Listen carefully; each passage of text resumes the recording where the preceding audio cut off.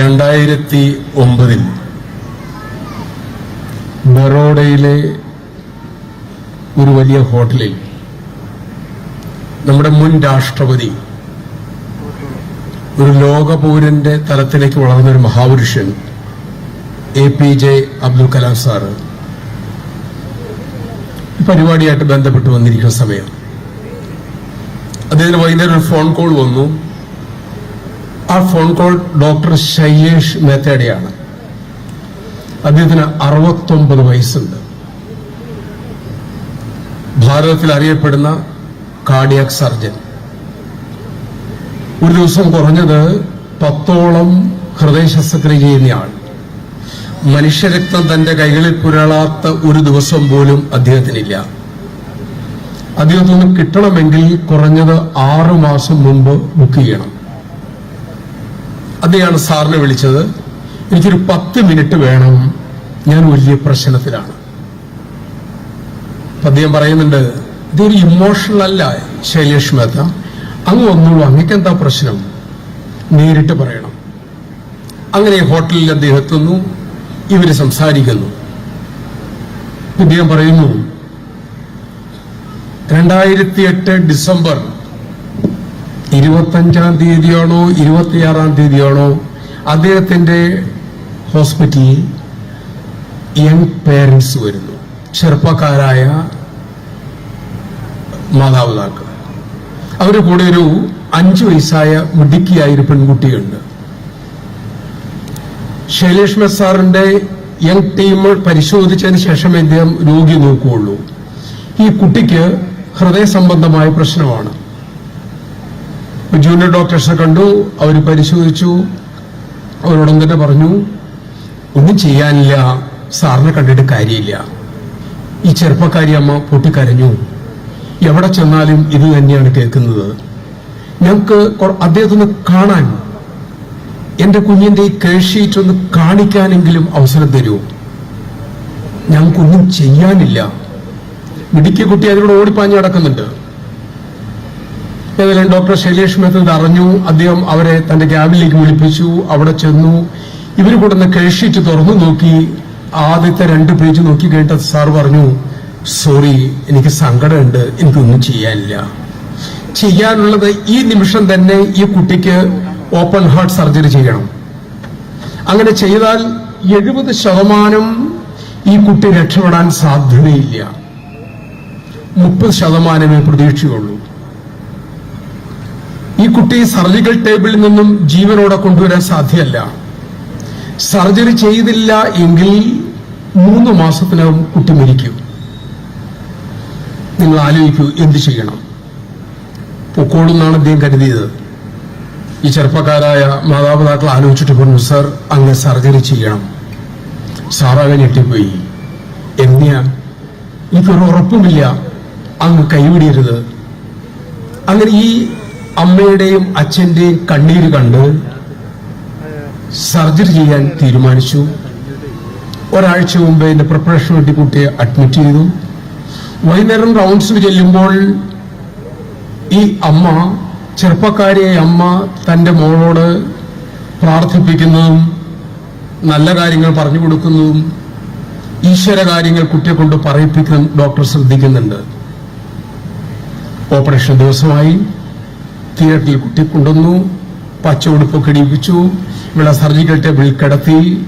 ഈ സമയം കുട്ടിയോട് സാറ് ചോദിച്ചു, കുട്ടിയെ കാണുമ്പോൾ സാറിന് വിഷമമുണ്ട്, നമുക്ക് എന്തെങ്കിലും അങ്കിളിനോട് പറയാനുണ്ടോ എന്ന് ചോദിച്ചു.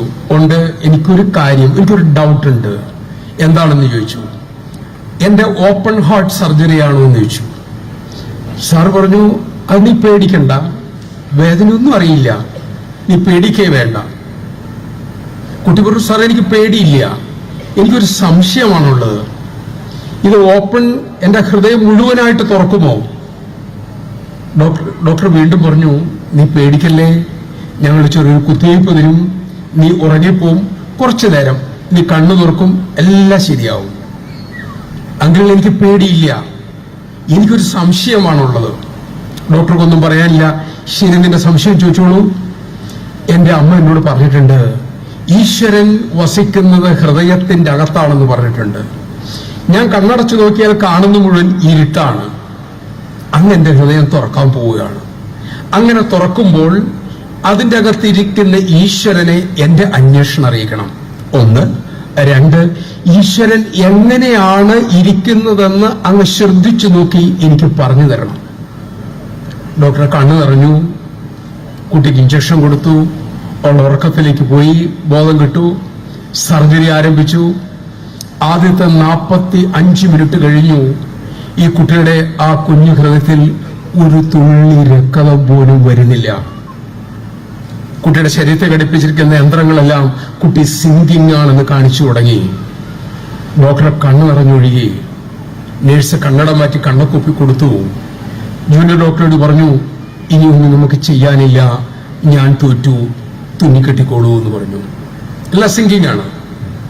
ഈ സമയം പെട്ടെന്ന് അദ്ദേഹത്തിന്റെ ഉള്ളിൽ ആ കുട്ടിയുടെ വാക്ക് കേൾക്കുകയാണ്, അങ്കിൾ ഇത് തുറക്കുമ്പോൾ അതിൻ്റെ അകത്ത് ഈശ്വരനുണ്ടെങ്കിൽ എങ്ങനെയാണ് ഇരിക്കുന്നത് എന്നൊന്ന് പറയണേ.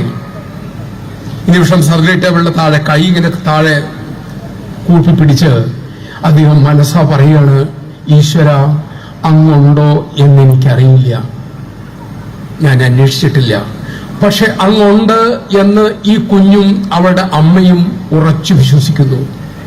ഞാൻ തോറ്റുപോയി. അങ്ങേക്ക് എന്തെങ്കിലും ചെയ്യാനുണ്ടെങ്കിൽ ഇപ്പോൾ ഈ നിമിഷത്തിൽ ചെയ്യാം, ഞങ്ങൾ തുന്നിക്കെട്ടാൻ പോവുകയാണ്. ഇത് പറഞ്ഞു തീരിലും ആ ചെറുപ്പക്കാരനായ doctor sir, blood is coming. ആദ്യത്തെ ഒരു തുള്ളി രക്തം അവളുടെ വാൽവ് തുറന്ന് ഹൃദയത്തിന്റെ അകത്തേക്ക് വീണു. Surgery table ആക്റ്റീവായി.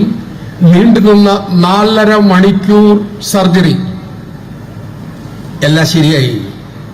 കണ്ണുനീര് തുടച്ച് ഈ കഥ പറഞ്ഞിട്ട് ഡോക്ടർ ശൈലേഷ് മെത്ത പറഞ്ഞു, സർ ഞാൻ ഇന്ന് അവളെ കാണാൻ പോവുകയാണ്. അതിനുശേഷം യാത്രയായിരുന്നു.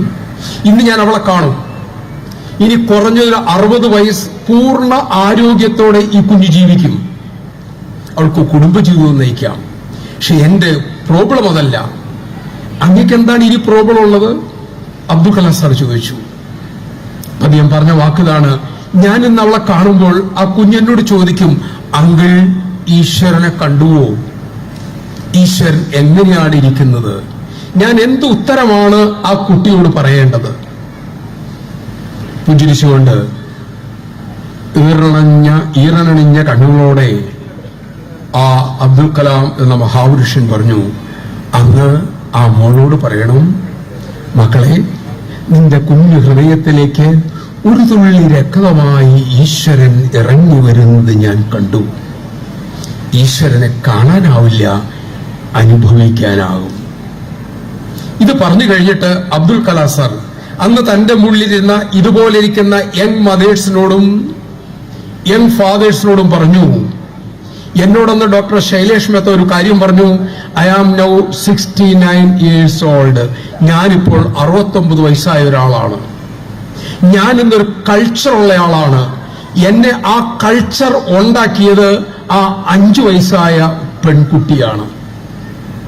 ഈ കാര്യം പറഞ്ഞിട്ട് തന്റെ മുന്നിലിരിക്കുന്ന യുവാക്കളായ മാതാപിതാക്കളോട് അബ്ദുൽ കലാം സാർ എന്ന് പറഞ്ഞു, ആ 69 വയസ്സായ പ്രശസ്തനായ ഡോക്ടർ ശൈലേഷ് മെത്തയെ ഒരു കൾച്ചേർഡ് മാൻ ആക്കിയത് 5 വയസ്സായ കുട്ടിയാണ് എങ്കിൽ ആ കുട്ടിയെ അങ്ങനെ എത്തിച്ചത് അവളുടെ അമ്മയാണ്. നിങ്ങൾക്ക് ഓരോരുത്തർക്കും നമ്മുടെ കുഞ്ഞുങ്ങളിൽ അതിമഹത്തായ സംസ്കാരത്തിന്റെ വിത്ത് വിതയ്ക്കാനും വളർത്താനും പടർത്താനും സാധിക്കും. അതേ നിങ്ങൾക്ക് ചെയ്യാനുള്ളൂ. അത് ചെയ്തില്ല എങ്കിൽ, ഭീഷണി സ്വരമല്ല, കുറച്ച് പ്രായമായ അനുഭവത്തിൽ നിന്നും പറയാണ്, കാലം നമ്മളോട് ചോദിക്കും, നിനക്ക് നല്ലൊരു കുഞ്ഞിനെ തന്നു, ആ കുഞ്ഞിന് നീ എങ്ങനെയാണ് സമൂഹത്തിന് തിരിച്ചു കൊടുത്തത് എന്ന് ചോദിക്കുമ്പോൾ ഉത്തരമില്ലാതെ തലയും താഴ്ത്തി നമുക്ക് നിൽക്കാൻ